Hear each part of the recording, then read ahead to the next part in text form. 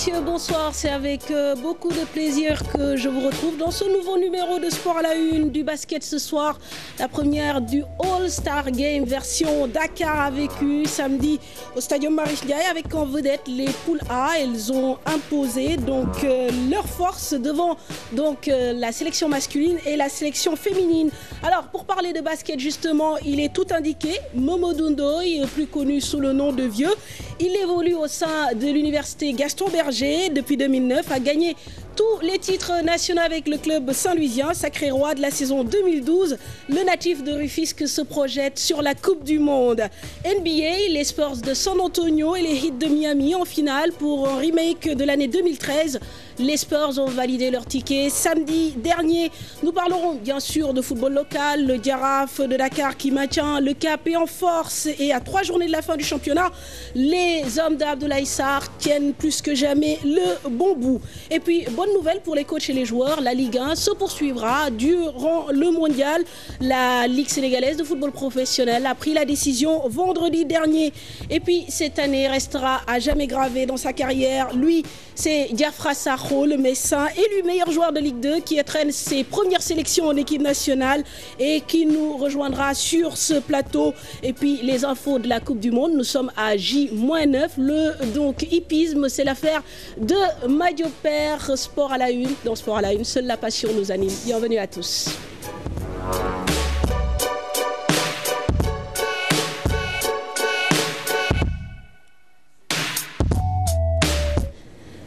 Alors, bonsoir messieurs. Bonsoir. On retrouve le défenseur et l'attaquant. Comment ça se fait que vous soyez côte à côte? Parce que j'avais sa nostalgie et j'ai décidé de passer cette émission à côté de mon ami espagnol. Bonsoir cher. Alors, qu'est-ce que tu nous ramènes d'Espagne? Ah bon, on verra ça après.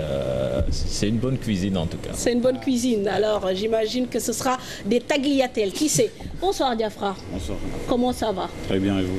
On vous retrouve en cours d'émission, mais on va parler d'abord de football local. Avec d'abord cette décision Malal et Cher, qui devrait quand même soulager les joueurs et les coachs de l'équipe, donc des équipes de Ligue 1. Il s'agit donc de ce championnat qui se jouera en parallèle de la Coupe du Monde 2014. La Ligue sénégalaise de football professionnel a décidé d'annuler la décision de trêve en raison de la Coupe du Monde. Celle-ci devrait donc intervenir au lendemain de cette 23e journée qui vient de s'écouler. Alors la LSFP décide de mettre les bouchées doubles ainsi que donc la 24e journée se jouera les 10 et 11 juin prochains. Le week-end prochain se joueront les demi-finales de la Coupe de la Ligue et les 8e de finale de la Coupe du Sénégal. Peut-être Malal, une réaction à cela, c'est une bonne nouvelle. Une bonne nouvelle pour les footballeurs au niveau local, mais il va falloir regarder est-ce que le public répondra présent, puisque la Coupe du Monde, c'est la grande messe du football mondial. Mais à côté de ça, on peut saluer le fait que les compétitions aillent à terme, mais on doit reposer également la question de la maîtrise du calendrier. Parce qu'on ne peut pas se permettre... Dans tout le monde, on a fini les championnats.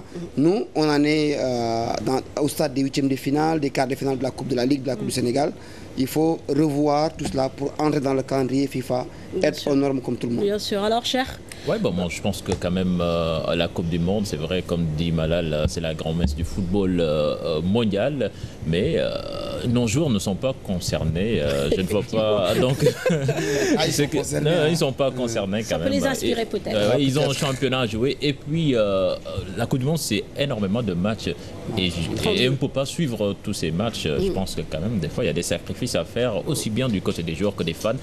Comme dit Malal, bon, je ne crains même pas la présence du public au stade. Bon, peut-être il y aura des coïncidences, par exemple en choc Hollande-Espagne. Donc si ça coïncide quelque part avec un match Giraffe-Uzo, certainement il y aura un choix à faire. Alors Diafra, on vous met tout de suite dans le bain.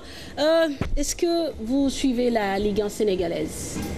Non, pas du tout. Alors, est-ce que vous avez une équipe que vous aimez particulièrement ou avec laquelle que vous avez eu l'occasion de suivre? Oui, le Giraffe, là où j'ai presque peut-être même fait mes débuts avec Boy Bandi. Très bien. Et après, depuis que j'étais à Metz, je n'ai pas pu les suivre de loin. Depuis que vous êtes à Metz, vous n'avez pas pu le voir. Ouais. Mais vous suivez, j'imagine, un peu les actualités de ce championnat, le Giraffe qui est leader et qui est bien parti peut-être pour remporter le championnat. De temps en temps, oui, mais après, je pense qu'avec la fin de saison qu'on a eue à Metz, je n'ai pas trop eu le temps de regarder ce qui s'est passé au Sénégal. Mais là, je pense qu'avec un peu plus de recul, j'aurais pu regarder ce qui s'est passé aussi dans notre championnat. Très bien. National. Alors, cette 23e journée, nous en parlons. Je pense, Malal, que donc on va aller au stade d'Emba Diop pour regarder le Giraffe, justement. Le Giraffe, justement, qui a réussi à prendre le témoin des mains du champion en titre, l'équipe de Djambar. Les Verts et Blancs de la Médina ont plié l'affaire en 30 minutes. Ils ont réussi à battre l'équipe de Djambar par 3-1. Un match plaisant avec de beaux spectacles. Des buts étaient au stade pour nous, Cheikh Sadibou Diarra, Aminata Mbaressaw et Diafraba. Ces spectateurs ont peut-être assisté à la passation de pouvoir entre le champion sortant Djambar et son probable successeur Giraffe. L'équipe de la Médina s'est en effet rapprochée considérablement du sacre en surclassant les académiciens de Sali. Une victoire acquise grâce aux réalisations de Babacar Seck, d'Alioune Tendeng et de Djili Mbacké dans les 30 premières minutes du match contre une de Birahim Gaye en toute fin de rencontre. Un succès d'autant plus mérité que c'était sans Ibrahim Diop et Fidel Gomis suspendus. On a peut-être bien engagé la partie, la réussite aidant. On a pu trouver très rapidement la faille et scorer. Je pense que ça, c'est au plan mental une chose qui booste une équipe. Sur cette lancée, je pense que l'équipe y a cru et est venue, en tout cas, pour diriger le jeu, en première mi-temps surtout. Et coup sur coup, la réussite aidant, on a mis 3 buts.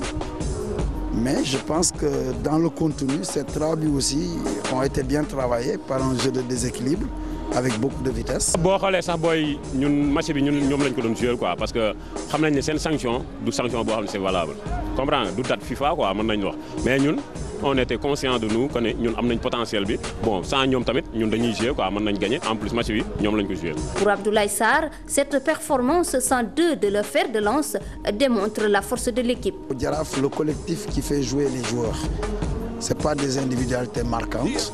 C'est une équipe qui collectivement essaie, en tout cas, d'amener tous les joueurs vers l'avant.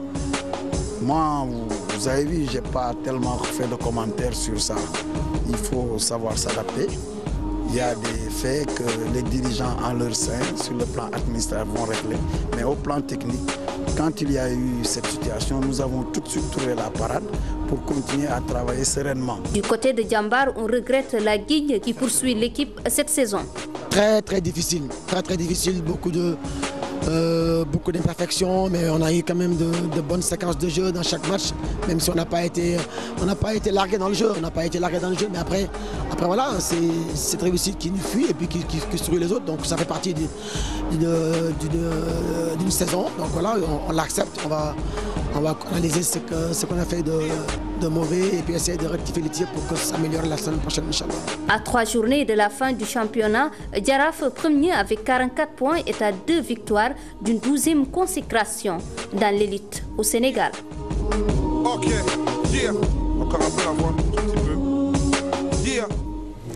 Merci beaucoup à l'équipe qui était présente à Demba Diop. Alors toujours dans l'actualité de cette 23e journée, l'AS Pikine qui réussit quand même à maintenir le suspense puisque les Pikinois sont allés au stade de Caroline de Faye de Mbour et battre sur place le stade de Mbour au score 1-0, un but de Pape Sangonessar au premier mi-temps qui permet donc aux Pikinois de rester ambitieux à 3 journées de la fin de ce championnat. Ce championnat, nous en parlons avec peut-être une surprise, une mauvaise surprise de cette année. Voilà, Djambar qui vit sa pire saison depuis son accession à l'élite, donc il y a 3 ans.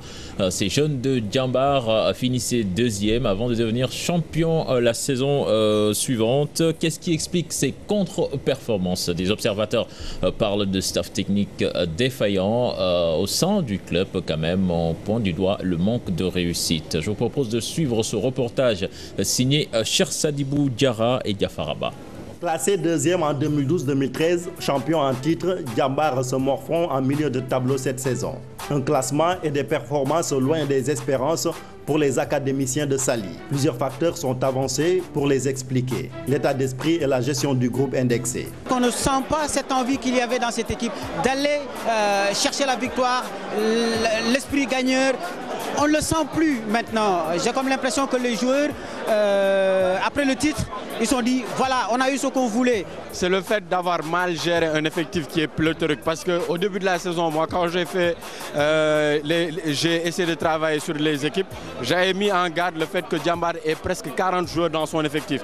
Parce que changer à chaque fois de 11, ça peut amener à vraiment déséquilibrer ton équipe, à affaiblir ton équipe parce que les joueurs se retrouvent à 20 journées avec seulement 5 ou 6 matchs dans les jambes. Le recrutement raté et un niveau du jeu moins souverain sont aussi mis en cause. Parmi les recrues, il n'y a pas un seul joueur qui a vraiment convaincu cette année. Que ça soit Alphonse Ba, on ne le voit plus, que ça soit Pascal, on l'a vu 2-3 matchs en début de saison, il n'a jamais prouvé. Finn Bob, il a mis presque 18 matchs avant de marquer son premier but. Momo Cissé ne joue pratiquement pas. Ablaye Seck, il a joué un moment, il n'a plus joué et actuellement il est en test. Ils sont vraiment en deçà des attentes du public. Il n'y a pas cette fluidité qu'il y avait par le passé dans le jeu de Djambar. Les attaquants, par le passé, en tout cas, ils avaient tout autour d'eux des joueurs capables, en tout cas, de tuer un match sur un geste. Mais cette année, on n'a pas vu ça. On a vu une équipe de Djambar qui évolue en dents de scie. La défaillance des attaquants et du staff technique de Djambar également. C'est très rare de voir des joueurs offensifs vraiment crever l'écran ici à Djambar. Qu'on le dise, ça fait 2 ans, même quand Djambar a été champion, on n'a pas vu un avant-centre, un attaquant peser et vraiment aller chercher vraiment le titre de meilleur buteur, aller le jouer contre les autres attaquants. Et c'est pas difficile parce que ici, qu'on se le dise, les attaquants ne marquent pas beaucoup. Mais c'est vraiment dommage. Le Djambar que j'avais connu par le passé, où il y avait un esprit d'équipe qui permettait en tout cas à tous les joueurs de s'y retrouver, cette année on a senti que, je ne sais pas si l'entraîneur a perdu le contrôle de son groupe ou pas, mais on a vu des comportements qu'on n'avait pas l'habitude de voir auparavant dans le groupe. Par exemple, maintenant tu vois un joueur, on le sort, il râle ou bien il rentre directement au vestiaire. Par le passé, on ne voyait pas ça à Djambar. Et puis, ça faisait la force de cette équipe. Si une équipe perd souvent ses grosses affiches, il faut vraiment regarder le discours. Est-ce que le discours vraiment motive, remobilise les joueurs? Il faudra vraiment que la direction du club et le staff technique vraiment revoient comment aborder ces grosses affiches-là. Parce qu'on ne peut pas perdre contre Pikine, perdre contre Niary Tally, perdre contre Jaraaf, perdre contre Casa Sport et vouloir dominer le football sénégalais. Non. Des explications battues en brèche du côté de Djambar, on parle plutôt de malchance. Non, je pense que c'est pas dû au fait qu'on a du monde. Je pense que c'est dû au manque de réussite et de réalisme. C'est tout simplement ça. On a perdu beaucoup de matchs où on méritait de gagner. Donc voilà, c'est pas dû à ça. Le discours passe, je ne sais pas si le discours passe. Mais bon, ça c'est vous qui le pensez. Nous, c'est qu'on travaille, on essaye de faire ce qu'on met en place comme philosophie de jeu et que voilà, on a manqué de lucidité dans la dernière passe, dans les choix, dans le dernier tiers. C'est des choses que moi je ne peux pas réparer. Ce sont les joueurs qui doivent avoir plus de maturité, plus de sérénité, plus de réalisme pour qu'on puisse réaliser ces bonnes actions bien entamées au début. Mais avec seulement 7 victoires en 23 journées pour les académiciens, 23 buts marqués contre 20 encaissés, certains estiment que... C'est Djambar qui régresse, même si les autres équipes progressent. Mais Djambar a régressé, comme je l'ai dit tantôt, techniquement, tactiquement. Moi, je ne sens plus cette équipe qui était là, qui m'émerveillait dans le jeu. L'équipe qui faisait que, voilà, tout le Sénégal avait de l'estime pour elle. Djambar a raté son championnat cette année. Cependant, l'académie de Saly peut sauver sa saison avec la Coupe de la Ligue. Il va disputer une demi-finale avec l'AS Pikine cette semaine. Voilà, focus donc sur Djambar et sa situation un peu inédite, faut le dire, parce que bon, en Ligue 2, l'équipe de Djambar a plané. En Ligue 1, elle est en train de faire de très très bons résultats, mais on a senti comme une cassure, peut-être due à l'élimination aussi en compétition africaine. Oui, l'apprentissage a été difficile en Afrique, mais je pense qu'il y a plusieurs facteurs qu'il faudrait prendre en compte pour comprendre un peu ces mauvais résultats. Il y a le mental de gagneurs qui étaient là l'année dernière qui n'est pratiquement plus là. Il y a également la fraîcheur physique. On les sent beaucoup plus fatigués que plus en jambes. Il y a également le manque de réussite et le mauvais départ de Djambar. Ils ont démarré très mal ce championnat national. Très bien. Et ça les poursuit. Ouais. Et puis quand même, il faut prendre en compte que les adversaires aussi ont appris à jouer contre cette équipe de Djambar. Vous savez, Djambar, quand même, c'est un centre de formation. Et ils ont un style de jeu très atypique et les gens savent comment contrer le jeu de cette équipe. Je ne vais pas donner l'exemple de cette équipe qui a dominé le monde du football pendant 4 ans. Fais-toi plaisir, et finalement, les gens ont trouvé la façon de les contrer. Ouais. Bon, en toute proportion gardée, c'est la même chose ici avec Djambar. Des équipes qui musclent leur jeu quand ils rencontrent cette équipe de Djambar. Et je pense qu'il y a 3 ou 4 semaines de cela, on a eu ici le coup de sang de l'entraîneur qui était vraiment fâché, qui pense que les arbitres sont contre cette équipe de Djambar, qui sont jaloux. Parce que tout simplement, les adversaires jouent plus dur quand il s'agit de rencontrer ces jeunes académiciens. Tout à fait. Alors on parlait juste, pour relever un peu le commentaire de Wahani, peut-être aussi des attitudes d'enfants gâtés, parce que quoi qu'on dise, les joueurs de Djambar sont privilégiés, ils sont dans un centre de formation, alors que bon, la plupart des joueurs sont un peu en galère, beaucoup de difficultés pour se déplacer. Est-ce que ça aussi, ça n'enlève pas un peu de niaque, parce qu'on parlait justement de ces joueurs qui sortent, qui râlent, alors que ça, c'est des questions tout simplement de discipline et de comportement au sein du groupe. Oui, mais ils râlent parce que le résultat n'est plus là. L'année dernière, ils gagnaient, ils avaient envie de rester sur le banc, savourer les victoires. Maintenant, sur le terrain, c'est difficile, le résultat ne suit pas. Après chaque sortie, ils râlent, ils rejoignent les vestiaires. Ça se comprend. Mais je pense qu'il va falloir gérer cette saison-là, ne pas aller dans les profondeurs du classement, se préparer pour la saison prochaine, être beaucoup plus concentré et se préparer à avoir des gladiateurs en face au lieu des joueurs en championnat national. Très bien. Les résultats de cet après-midi, cher. Voilà, donc avec les résultats de cet après-midi, d'abord Manfatou avec Nyaritali qui bat l'équipe de Yego 4-0, donc une déculottée encore pour Yego. Luso qui perd devant le Casasport 1-0, donc bonne opération pour les Ziguinchorois. Le Giraffe donc qui a battu ce week-end Djambar 3-1, Sunéor Port font match nul, 1 but partout. Stade de Mbour qui s'incline devant Pikine 1-0, Linger qui bat Tourekunda 2-1 et puis l'Olympique de Ngor qui s'impose devant le Dakar Université Club 1-0, ce qui nous donne au classement premier Giraffe avec 44 points, deuxième Pikine 40 points, en bas de tableau les relégables 13e Duc 22 points et 14e Yego 15 points, Yego pratiquement condamné. Sans transition avec notre invité qui est là avec nous depuis le début, on va parler justement de Diafra Sakho, 24 ans, on le disait, beaucoup de belles choses cette saison. Messieurs, vous en avez été témoins.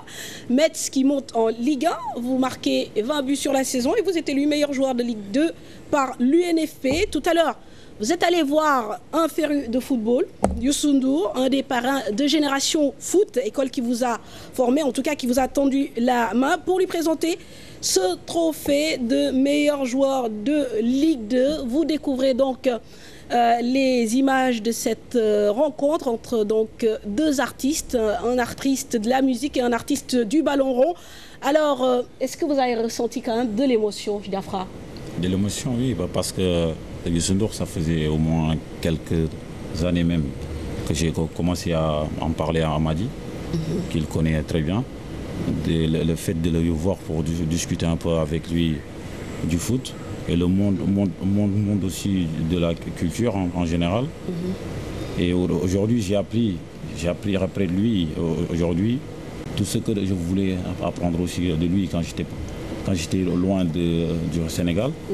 Et c'est un plaisir tout le temps, parce que Youssou N'Dour aujourd'hui, dans le monde, tu dis Youssou N'Dour, on dit c'est un Sénégalais.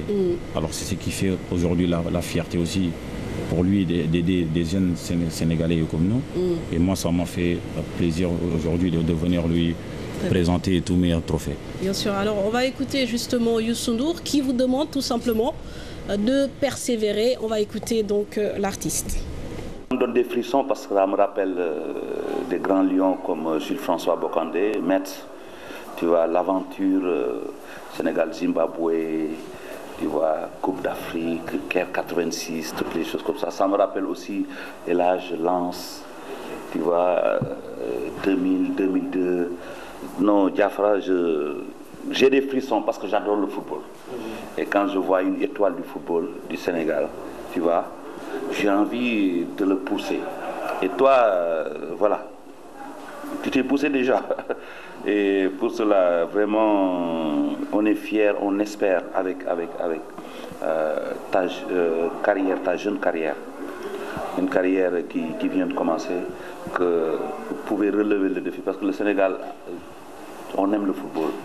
On n'a jamais réussi à gagner quelque chose, on a eu à montrer des choses. Et avec votre génération, vraiment, je suis sûr qu'on va arriver à quelque chose. Et je tiens à remercier, féliciter encore M. Madi Touré, hein, qui est la base de tout ça. Génération Foot, tout le monde sait l'honneur que Génération Foot me fait. Je suis le parrain, j'étais au courant du projet dès le début. Tout ce qui s'y passe, les joueurs, ce sont pratiquement mes neveux, mes enfants, mes joueurs. Vraiment, c'est ma maison. Donc on m'a dit merci pour tout l'honneur. Parce que ce garçon vraiment est venu me voir comme ça spontanément. C'est aussi grâce à toi, à tout le respect que vous montrez à vos parrains qui vous accompagnent autour de Génération Foot. En tout cas, merci Diafra. Moi, je tiens à vous féliciter, à vous encourager. Hein. Ça, c'est bon. 2014, 2015, on veut, comme vous montez, voilà, d'un cran. Voilà. Alors, Diafara, il y a 3 ans de cela, est-ce que vous pensiez que vous allez vous retrouver dans cette situation personnellement et sur le plan collectif, surtout que Metz a été relégué en national, deuxième division et la première division, meilleur joueur de Ligue 2? Honnêtement, j'en parlais à mon Fatou il y a quelques mois. Quand Metz est descendu en national, j'étais à Boulogne-sur-Mer, j'étais prêté. Et quand Metz est descendu en national, je me suis senti un peu coupable aussi du fait de ne pas pouvoir aider l'équipe à se maintenir en Ligue 2. Et comme j'avais des propositions pour aller jouer dans d'autres clubs de Ligue 2, je me suis dit, j'ai pas envie de partir de Metz sans rien faire. Sans rien faire, ça veut dire, j'ai pas envie que demain, les gens se disent Diafra Sakho et était à Metz quand l'équipe est descendue en national. Alors moi j'ai voulu, pour ma fierté, prouver aussi au peuple messin que même si tout le monde y part, moi j'allais rester pour aider le club à remonter en Ligue 2. Et c'est ce que j'ai réussi à faire avec la grâce de Dieu, la première saison. La deuxième saison, je devais aussi partir, comme j'avais plein de propositions. Mais le président m'avait demandé de rester encore une saison pour aider au moins l'équipe à se maintenir en Ligue 2. Et c'est ce que j'ai essayé de faire et on l'a réussi à même avoir le maintien. Voilà, c'est ça.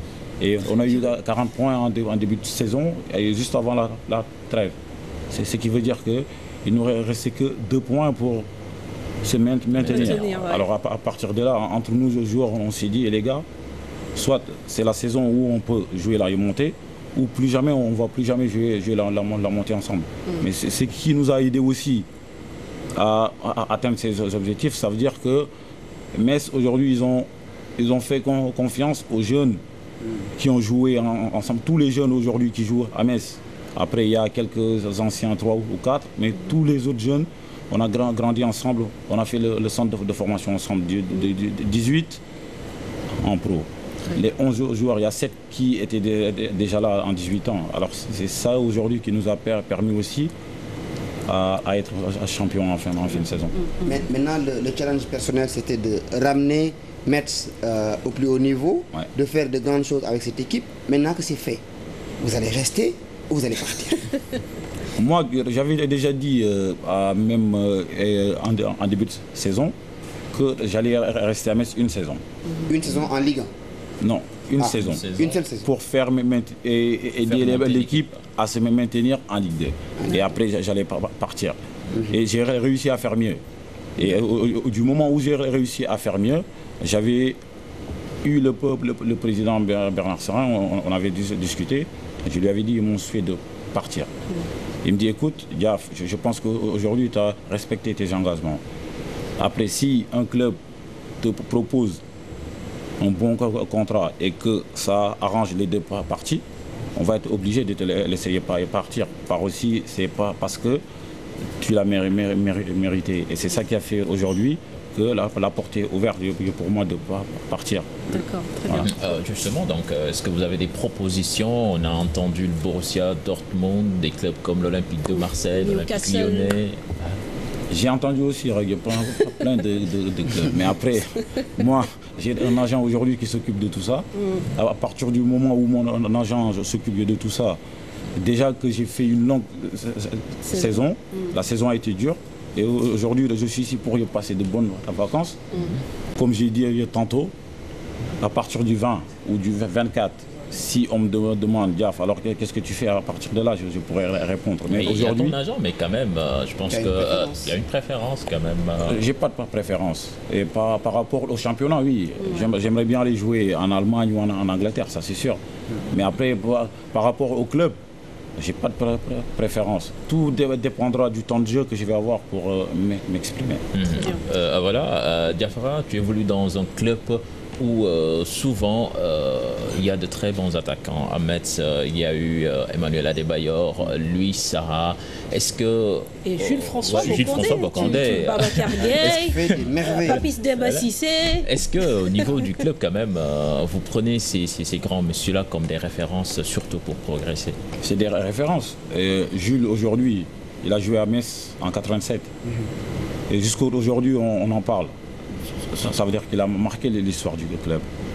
Et moi, c'était aussi une façon à moi de dire, si on est là aujourd'hui, c'est un peu grâce à eux, parce que s'ils n'étaient pas bons avant, nous, on ne serait pas là.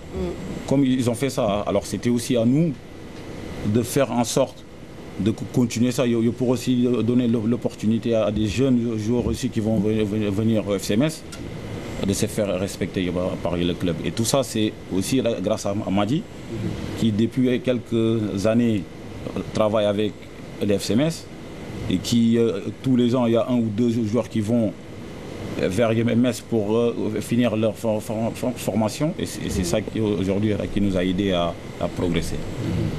On peut parler maintenant de l'équipe nationale. Les bonnes choses s'enchaînent. Vous avez entraîné votre première sélection, vous avez marqué votre premier but. Cette sélection vous a ouvert ses portes. Vous avez été bien reçu. Comment vous la voyez par rapport aux éliminatoires? La Tunisie, l'Égypte? Déjà, j'ai été très bien reçu, c'est vrai, par mes potes, Gana Gueye, d'autres, Sadio Mané. Ils vous ont fait chanter? Ouais. Danser aussi? Ouais, les deux. Super. Et comme Sadio, je le connaissais déjà à Metz, on a joué ensemble un peu. Après, sinon, après, au niveau ambiance, tout a été parfait. Mais comme c'était aussi ma première sélection, je suis venu en tant qu'observateur aussi d'un côté, voir le mouvement et comment ça se passe. Parce que j'ai jamais été sélectionné, même en équipe jeune. Alors aujourd'hui, pour moi, c'était aussi une fierté même d'aller jouer avec mon équipe nationale. Et je pense que je pense aujourd'hui que l'équipe nationale m'a déjà tout donné, juste en m'appelant pour jouer une fois. Alors, voilà, cher Tidiane, on va faire un petit flashback. Effectivement, nous étions partis voir Diafra il y a quelques mois de cela, mais bon, il y avait beaucoup de Sénégalais qui ne connaissaient pas encore le joueur, ils en entendaient parler. Nous étions partis un peu voir où est-ce qu'il avait démarré, notamment, on en a parlé de Génération Foot. Regardez ça, flashback.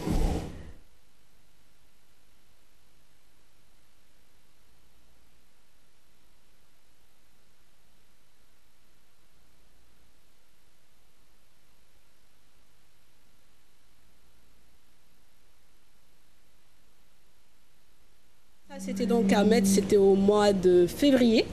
Donc on avait rencontré un peu vos coéquipiers, notamment Carasso, le frère donc, de Cédric Carasso. On avait rencontré aussi votre coach qui disait qu'en fait le plus dur quand on arrive au haut niveau, c'est de se maintenir et de ne pas prendre la grosse tête. Alors question très provocatrice, est-ce que Diafra aujourd'hui a la tête sur les épaules? Ça, il faut demander à ma famille. Je pense qu'aujourd'hui, la famille, c'est la mieux placée aujourd'hui pour me juger. Après, moi, je ne sais pas si j'ai changé ou pas, mais par rapport à mon vécu, à ce que j'ai vécu avec ma famille ou ailleurs, j'ai connu beaucoup de cultures différentes. Très bien.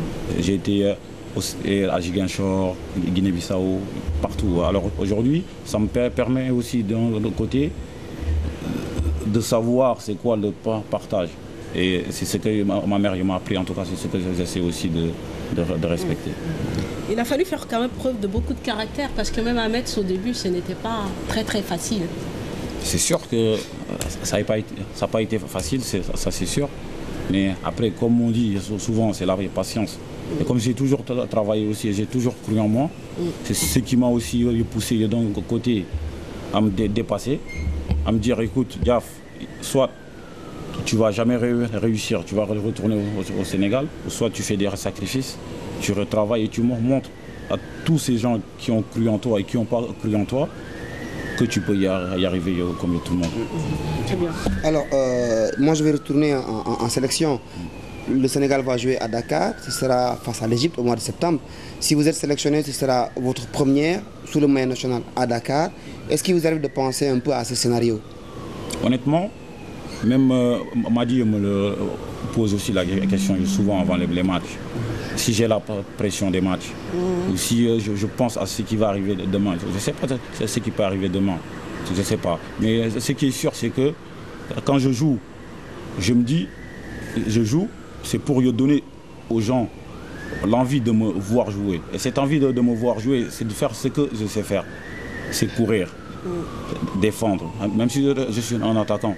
C'est ce que je sais faire. Je sais que je ne suis pas doué techniquement.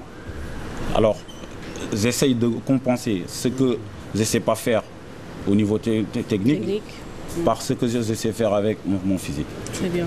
Alors, qu'est-ce qu'on peut vous souhaiter, Diafra, pour la suite? Parce que dans quelques instants, nous allons recevoir un autre sportif, certainement, qui a eu également à avoir un parcours. Vieux-Ndoye, ça aurait été bien que d'ailleurs vous soyez sur le même plateau, parce que lui aussi, il a commencé un peu tard.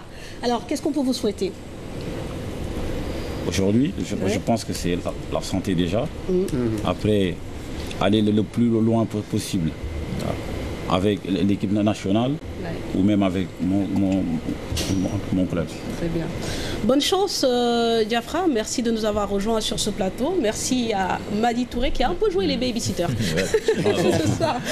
Avant d'accueillir Vieux-Ndoye, une nouvelle de football avec l'international sénégalais Cheikhou Kouyaté. C'est très chaud actuellement entre lui et le Football Club de Valence. On nous parle d'un accord entre le joueur et l'équipe du Football Club de Valence et un contrat de 5 ans donc pour l'international sénégalais. Mais pour cela, avant cela, le club tchèque donc devra débourser 8 millions d'euros donc pour satisfaire les exigences d'Anderlecht.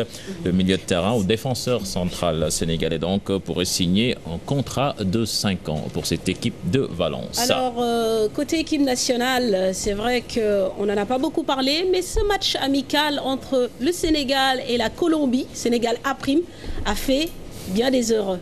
Oui, ça a fait rêver, ça a fait renaître l'espoir avec ces jeunes qui ont montré un fort caractère, mené 2-0 par l'équipe de la Colombie qui prépare un peu la prochaine Coupe du Monde qui va jouer au Brésil. Les Sénégalais de cette équipe nationale A' ont réussi à revenir au score. D'abord à la 47e minute par Moussa Konaté, puis Cheikh Tidiane Ndoye qui imite son geste à la 52e minute de jeu. Les jeunes Sénégalais ont montré du tempérament et du caractère. Bravo donc à ces joueurs coachés par Aliou Cissé. C'est de la bonne graine.